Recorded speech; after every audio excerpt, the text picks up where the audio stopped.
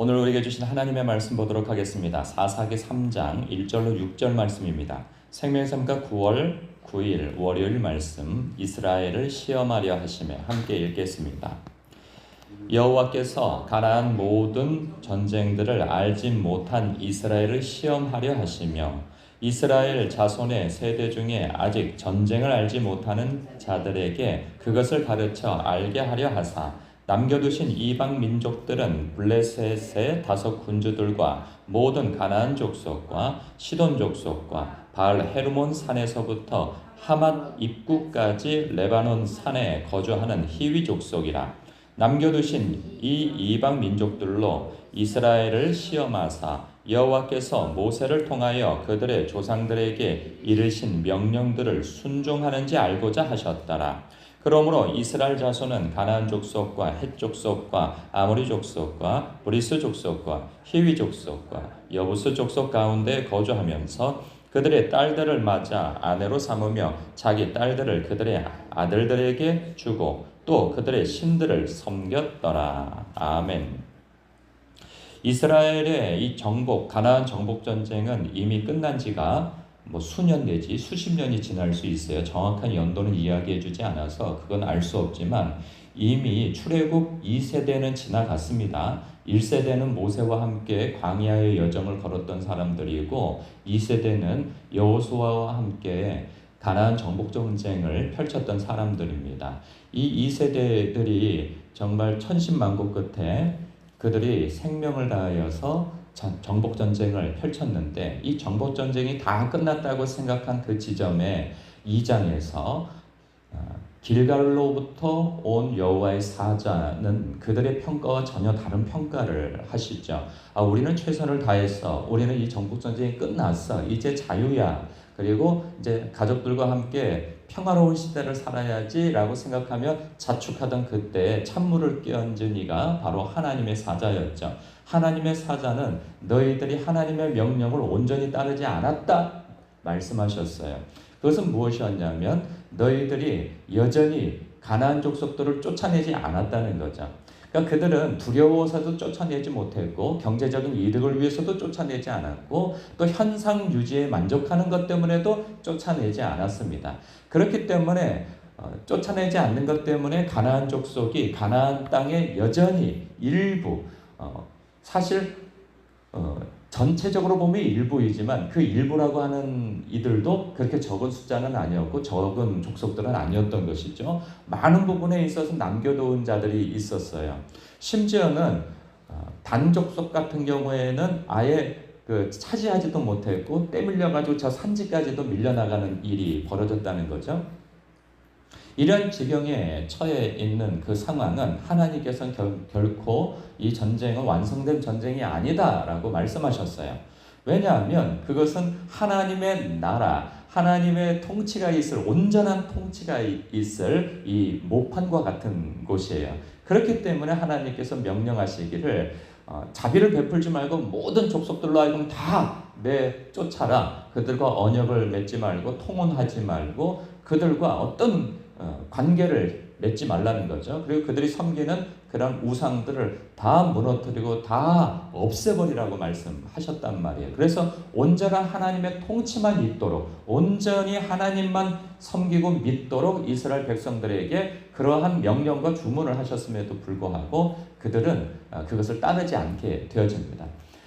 그래서 그들이 심히 통곡하고 울지 않습니까? 왜? 하나님께서 너희들이 남겨놓은 그 족속들을 내가 이제 쫓아내지 않을 것이다. 그리고 그들이 결국에는 너희들의 옆구리에 가시가 되어져서 너희들을 두고두고 괴롭히게 될 것이다. 그러니까 하나님께서 그렇게 하신다는 것이 아니고 그들이 남겨놓은 것 때문에 그것이 결국은 그들을 괴롭히는 것이 될 거라는 거죠. 그럴 수밖에 없죠. 여러분 세상은 약육강식입니다. 고대 시대 때는 오늘날도 그러는데 고대 시대 때는 얼마나 더 그랬겠어요? 힘만 생기면은 옆에 족속, 이웃 족속, 이웃 나라를 쳐들어가서 침략하는 것이 당연한 거예요. 지금 가나안 족속들이 그러니까 하나님께서 전적으로 도와주신 까닭에 자신들이 승리를 했지. 하나님이 도우시는 그 임재의 그 빛을 거두시면 그들은 아무런 힘을 발휘할 수 없는 족속들이란 말이죠. 물론 그들이 정복전쟁 가운데에서 하나님께서 도와주신 그러한 일들 때문에 두려워서 얼마 동안은 침범에 들어오지 못하고, 그리고 종살이를 하고 있는 가나안 족속들이 이 반역을 하지 못하지만, 시간이 좀 지나면 얘네들 이제 만만해지네, 그리고 알게 모르게 힘이 생겨난단 말이죠, 가나안 족속들이. 그러면 그들이 서로 힘을 규합하여서 다시 역공을 펼칠 수 있는 상황은 반드시 벌어진다는 거예요. 그런 것에 대한 경고를 하신 거죠. 그러면 하나님께서 내가 이제 너희들에게 힘이 되어져서 그들을 쫓아내지 않을 것이다. 왜? 너희들이 쫓아낼 마음이 없기 때문에. 여러분, 아무리 복음을 전해도 본인이 받지 않으면 그 복음을 받을 수가 없는 거예요. 그냥 그 생각에 꾸겨 넣어줄 수가 없는 것이죠. 아이들도 마치 밥을 안 먹는 아이는 어떻게 입을 벌려서 꾸겨 넣을 수가 없어요. 자기가 아무리 숟가락을 떠서 입에 넣어줘도 씹고 삼켜야 되는 것이지, 본인이 안 먹는 것을 뭐 두들겨 패서 먹이겠습니까? 어떻게 하겠습니까? 거기까지는 해줄 수는 있어요. 입에다가 숟가락을 대서 이거 먹어라까지는 해줄 수는 있어요. 그러나 삼키는 건 본인의 문제인 것이죠. 그러니 이스라엘 백성이 삼킬 마음이 없고 싸울 마음이 없고 하니 하나님께서 내가 더 이상 너희들이 원치 않으니 내가 할 수 없다라고 하시는 말씀인 것이지, 하나님께서 쫓아내시지 않는 것은 아니다 하시는 거예요. 그런데 아니나 다를까 분명히 이제 문제가 생겨나게 되어집니다. 이스라엘 땅, 가나안 땅은 이 죄가 관영하여서 그들을 내쫓게 되어지는 거예요. 이스라엘 백성이 이뻐서가 아니에요. 그들이 특별히 하나님 앞에 대단한 족속이기 때문에 그런 것이 아니란 말이죠. 첫째, 하나님께서 그들을 왜 택하셨는가? 그들의 조상 아브라함에게 한 약속이 있기 때문에 그들을 택하신 것이고, 두 번째, 그들이 비록 적은 족속이고 하나님 앞에 무슨 도움이 될 만한 족속이 아니지만 약속한 것과 더불어서 그들을 사랑하시기 때문인 거예요. 그것은 뭐 다른 이유가 없어요. 그래서 그들을 그곳에 세워두신 것인데, 문제는 그들이 들어가서 가나안 족속들과 똑같이 우상을 숭배하고 산다면 아무런 의미가 없는 거 아니겠어요? 그 땅을 내어주는 아무런 의미가 없는 거예요. 단지 그들에게 있어서 그 땅에서 자유롭게 살아라, 이런 의미에서 그들에게 특별 대우를 해주는 것이 아니란 말이죠. 그런 까닭에 지금 어떤 상황이 벌어졌어요? 5절 6절에 보니까 이스라엘 자손은 가나안 족속과 헷 족속과 아모리 족속과 브리 족속과 히위 족속과 여부스 족속 가운데, 이들이 누구예요? 다 가나안 족속이에요. 쫓아내라고 했던 그 족속들 사이에서, 그 가운데에서 거주하며 살았다는 거예요. 그런데 거주하면서 사는데 어떤 상황이 벌어졌어요? 하나님께서 아주 금지하였던 그 상황이 벌어졌는데, 그것이 6절이에요. 그들의 딸들을 맞아 아내로 삼으며 자기 딸들을 그들의 아들들에게 주고 또 그들의 신들을 섬겼더라. 여기까지 간 거죠. 왜 통혼을 하지 말라 말씀하셨냐 하면 이러한 일들 때문에 그러는 거예요. 한 가족이 집안에 들어오게 되어지면 그들이 가지고 있는 종교까지도 들고 들어오게 되어진단 말이죠. 아니, 그들을 죽일 거예요, 살릴 거예요, 어떻게 할 거예요? 할 수가 없는 것이죠. 그리고 또 경제적인 이득까지 같이 들어오게 되어지니까 이거를 어떻게, 관계와 경제적인 이득, 이 모든 총체적인 것 때문에 그들을 어떻게 할 수가 없는 거예요. 그러니 동화가 되어지기 시작하게 되어지는 것이죠. 그러니까 가나안 족속화 되어져 가는 거예요. 여러분, 긍정적인 것과 부정적인 것의 힘은 어느 쪽이 세죠? 부정적인 것에 힘이 센 거예요. 우리가 옷만 사러 가더라도 옷가게 친구 5명하고 갔는데 4명이 괜찮다고 해요. 그리고 본인도 그거 괜찮다고 생각해서 고른 건데, 4명은 아이고 이쁘네, 괜찮네. 근데 그 중에 한 사람이 뭐가 이뻐? 아이고 그 모자 꼭 뭐죠? 그 멀치 대가리에다가 무슨 고추장 찍어 놓은 것 같구만. 이 한마디 마당에 한다고 생각해봐요. 그 모자를 하나 딱 골랐는데. 그러면 긍정적인 4사람이 이야기를 해도 이 부정적인 한 사람이 그렇게 얘기를 해버리면 어떻게 돼요? 그거 사요, 안 사요? 안 사요, 여러분.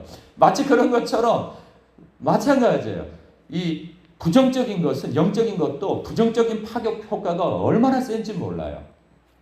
그래서 이 부정적인 것이 이 힘을 발휘해서 이 긍정적인 하나님의 통치와 다스림을 받는 이러한 것들을 다 무너뜨려 버린다는 것이죠. 그래서 동화가 되어져 버리는 거예요.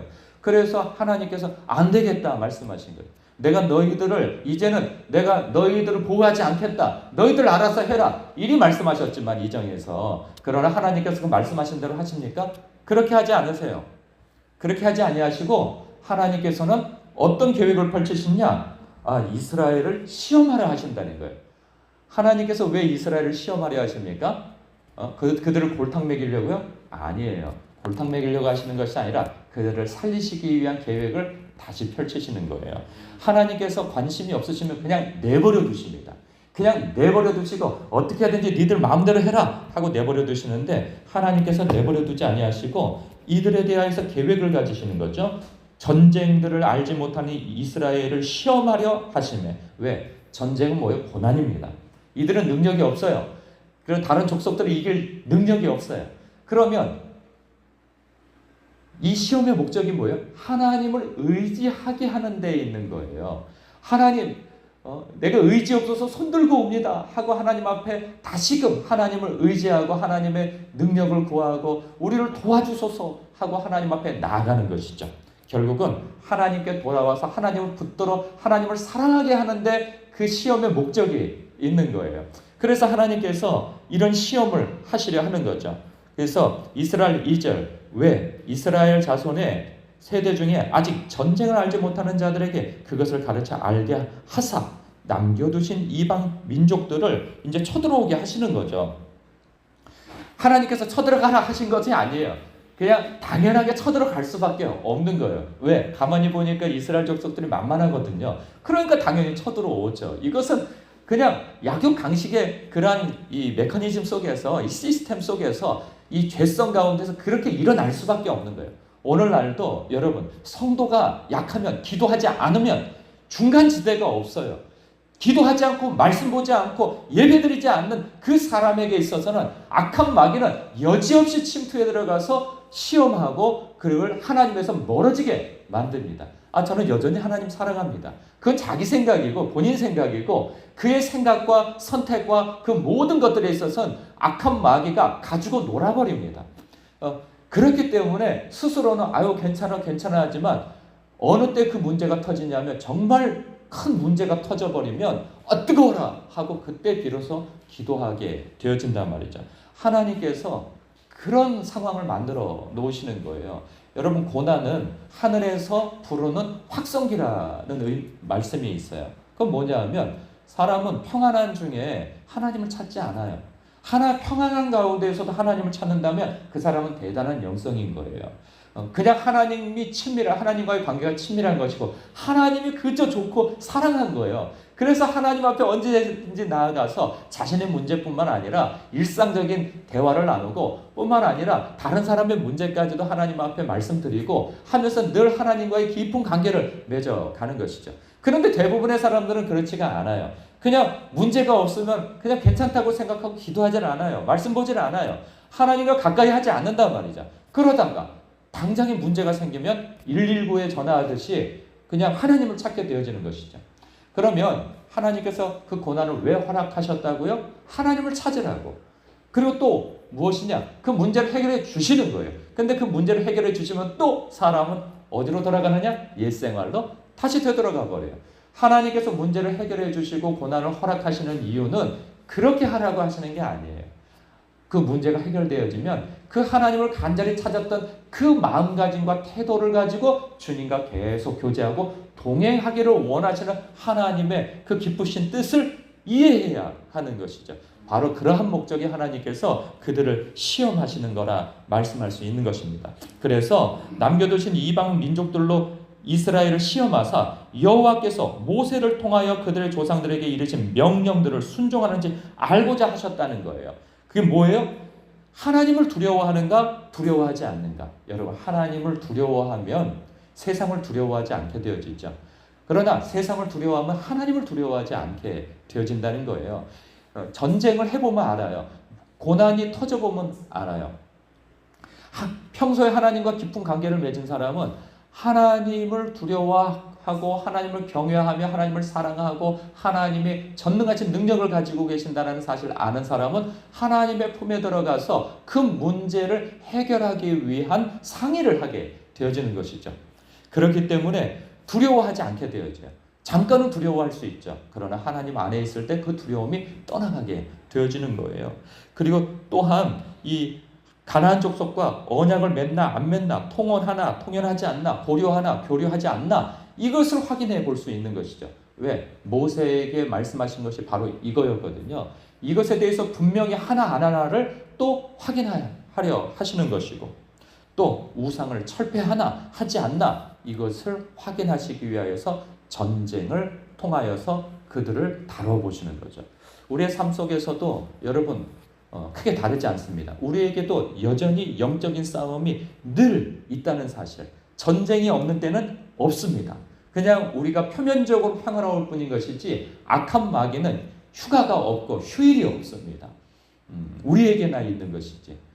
그렇게 우리 또한 늘 깨어 기도하라고 말씀하시는 것이죠. 주님께서 늘 깨어, 항상 깨어 기도하라 말씀하시는 것이죠.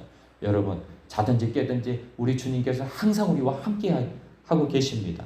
그런 주님과 우리는 마음을 같이 하여서 우리도 깨어 있어야 하는 것이죠.